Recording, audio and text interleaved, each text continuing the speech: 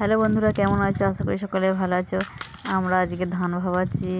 রোদ গরমে নালে পরে আর ভাবানো হবে না, বৃষ্টি নামবে বারবার, তার জন্য আজকে দিচ্ছি হবে ধান ভাবাবো। সকালে আজকে সেই ভোর 3টের সময় উঠেছি, উঠে দিচ্ছি ধান, নালে বেলা হলে রোদ গরম হয় না, বাড়ির কাজও, তার জন্যে ধান ভাবাচ্ছি আমরা। তো হাতে হয়েই গেছে, আর অল্প আছে হাওয়াতে।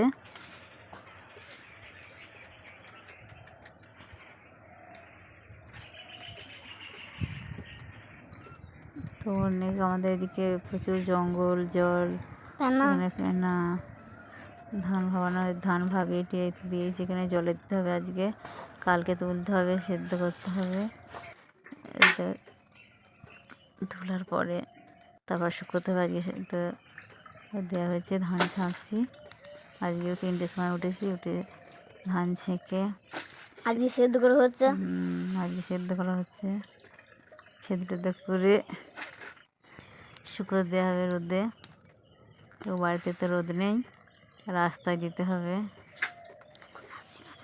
কিছু করার নেই, বাড়িতে রোদ নেই, একদম শুকোবে না কেউ, তার জন্য রাস্তায় দিই। সেবারও রাস্তায় দিয়েছিলাম, আজকেও দেবো রাস্তায়।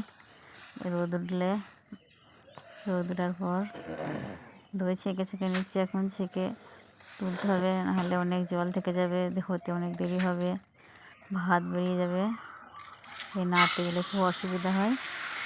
এই জন্য কড়াইয়ে দিতে হবে জল, কড়াইয়ে ঢেলে দেবে, একটু জল দিতে হবে, নাহলে কড়াই লেগে যাবে, পুড়ে যাবে এই ধানগুলো। আমাদের কড়াইটা বেশি বড় নয়, কড়াইটা ছোট, তার জন্য আরও বেশি দেরি হয়। প্রতিদিন একটু দেরিতে উঠলে হয় না, সকাল সকাল উঠতে হয়, তার জন্য খুব দেরি হয়ে যায়। কড়াইটা আমাদের বেশি বড় নয়, ছোটো কড়াই। প্রতিদিন এই কড়াই এখন চলছে কাজ, পরে দেখা যাবে কী হয়, সিদ্ধ নিতে পারি।